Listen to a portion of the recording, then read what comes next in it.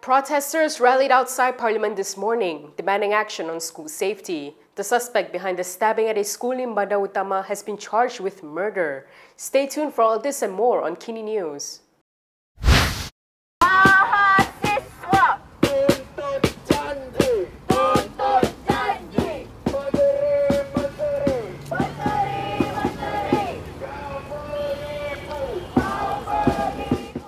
A group marched from Taman Tugu to the Parliament building at around 11 a.m. this morning to hand over a memorandum to Education Minister Fadhlina Sidek on school safety. During their march, the crowd of students, activists, and concerned members of the public repeatedly called for Fadhlina to vacate her ministerial post. Tensions were heightened further when the group of about 35 individuals were made to wait approximately 40 minutes for Fadhlina's arrival, with unfavorable weather conditions only adding to frustrations. Chants of Undur, menteri later rang out as Fadhlina was seen approaching the Parliament gates.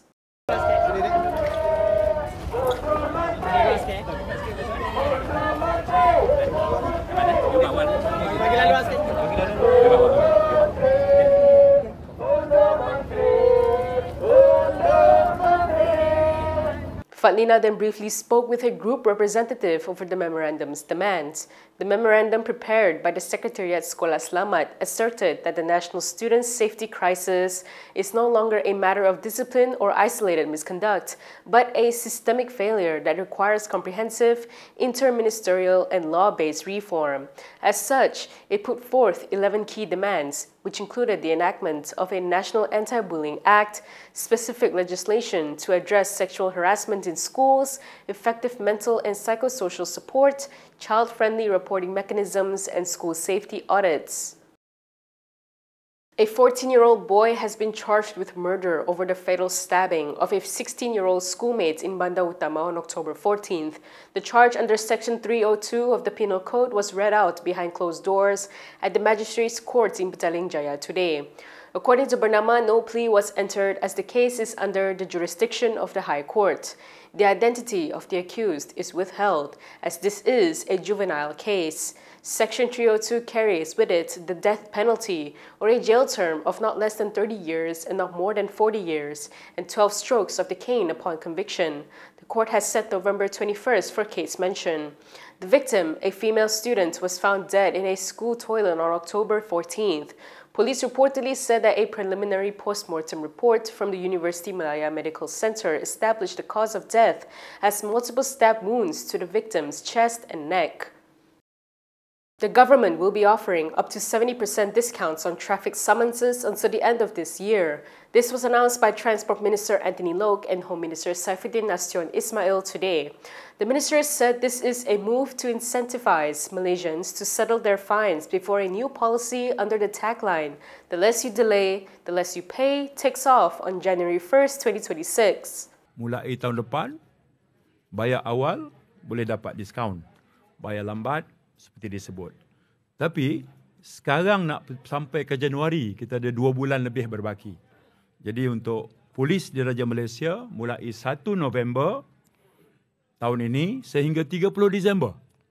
Tadi saya sebut tadi julat potongan 50 hingga 70. Bagi polis 1 November hingga 30 November, diskaun kita adalah 30 Disember. Diskaun kita adalah 70%. Jadi 2 bulan ini, siapa yang nak menikmati diskaun, Datuk Yusri, pengarah trafik boleh bagi lagi lah 70%. Paling tinggi ni. Sebelum tu 30, 50, 60. 2 bulan berbaki ni dia bagi sampai 70. From next year, traffic offenders who settle their fines in 15 days will receive a 50% reduction in compound fees, while those who paid between 16 and 30 days will receive a 33% reduction. From 31 to 60 days, traffic offenders are then required to pay the maximum compound fees of 300 before they risk being blacklisted from the 61st day onwards. The new policy will not include people who committed non-compoundable offenses, such as driving without legitimate car insurance and driving with false, expired, or no licenses. From now on, you can also listen to KiniNews on Spotify and Apple Podcasts. Scan the QR code on the screen to follow us. A DAP leader has urged Perikatan national parties to publicly state their stance on PAS MP Ahmad Marzuq Syari's remarks. DAP's Ipoh Timur MP Howard Lee argued that PAS MPN's leadership as a whole must take immediate and unequivocal action against Marzuq's remarks, which likened Malaysia's situation to that of Palestine. In a statement, he labeled the remarks as recklessly seditious, inflammatory, and utterly irresponsible. He said if PAS fails to inform the public of its stance regarding the remarks, its silence will be taken as confirmation that the opposition party shares Marzuq's belief that non-Muslims in Malaysia are akin to Zionist occupiers. He added that if PAS disagrees, then it must order Marzuki to apologize to all Malaysians. He said the same moral demand applies to Bersatu, Gerakan, and every PN component party. Lee also condemned Marzuq's misuse of the Palestinian struggle to desecrate humanity and sow hatred among Malaysians, highlighting that such an act should be deemed a betrayal of Palestinians' name and suffering. Marzuq has shared on Facebook excerpts from his speech in Pekalan Cepa, Kelantan, where he had urged Muslims to learn from Palestine's history, claiming that signs of the same thing happening could now be seen in Malaysia. Among others, he said that the economic sector is increasingly dominated by non-Muslims and non-Bumiputra, while major malls, key companies, and strategic lands have long slipped from the grasp of Muslims.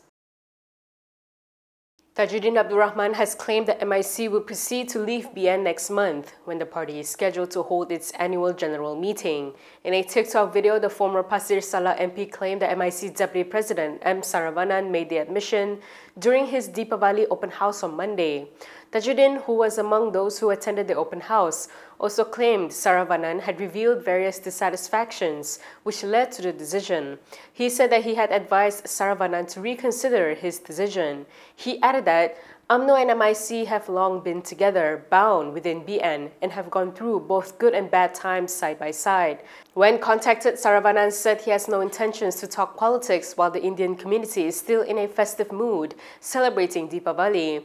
He said many are still on their holiday break, so he doesn't intend to spoil the mood by talking politics like some other leaders do. Saravanan added that as leaders, we must be mindful that this is a festive season. Last Friday, MIC President S.A. Vigneswaran said the party will not invite anyone, including BN Chairperson Ahmad Zahid Hamidi, to its November 16th AGM, a one-day affair focused solely on internal party matters. On the same day, Zahid said BN will not force MIC or any of its component parties to stay in the coalition, and that he believed MIC would make a wise decision. If you like the stories we produce, consider supporting us by subscribing to Malaysia Kini. Click the link in the description below or scan the QR code on your screen to subscribe. US President Donald Trump will arrive in Malaysia on Sunday, October 26, to attend the 47th ASEAN Summit. Communication Minister Fahmi Fadzil confirmed this during a press conference today. Salah satu highlight event ASEAN kali ini ialah kehadiran Presiden Amerika Syarikat Donald Trump. So di peringkat kerajaan sekarang sudah ada dah finalize ke bila dia akan hadir dan dah ada tentative schedule mengenai apakah yang akan dia sertai sepanjang keberadaan di Kuala Lumpur. Ya, jadi apa yang telah dimaklumkan kepada Jemaah Menteri pada Jumaat lalu ialah Tuan Yang Terutama Donald Trump akan tiba pada 26 hari bulan. Dan maklumat itu telah disampaikan kepada Jemaah Menteri dan sekiranya ada apa-apa perubahan pihak Kementerian Luar akan maklumkan. Tapi perincian pada waktu ini mungkin boleh rujuk dengan sama ada Duta ASEAN ataupun dengan pihak KLN nanti. Tapi sah tiba 26 hari bulan. The 47th ASEAN Summit themed Inclusivity and Sustainability will be held from October 26 to 28th, with participation from the top leaders of the 10 ASEAN member states and key dialogue partners. Trump had previously confirmed that he would be visiting Malaysia before heading to Japan and then on to South Korea for the Asia-Pacific Economic Cooperation Summit. While confirming his visit to Malaysia, Japan, and South Korea, Trump stated that he also wants to be good to China. Despite renewed trade tensions between the US and China, Trump spoke optimistically about a possible meeting with Chinese President Xi Jinping next week at the Asia-Pacific Economic Cooperation Summit in South Korea. We posted a poll to find out what impact you think Trump's visit to Asia will have, and here are the results. 60% of respondents believe the visit is mainly rhetorical and caution against having high expectations.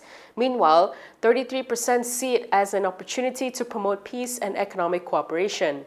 5% believe that the visit will lead to minimal changes. What do you think of Trump's visit to Asia? What kind of impact do you think it will have on the region? Share your views in the comments section below. And that is all from me today. For more stories, you can go to KiniTv.com. You can also follow us on Instagram, X, YouTube, and Facebook for the latest news updates. I'm Camelia. Thanks for watching.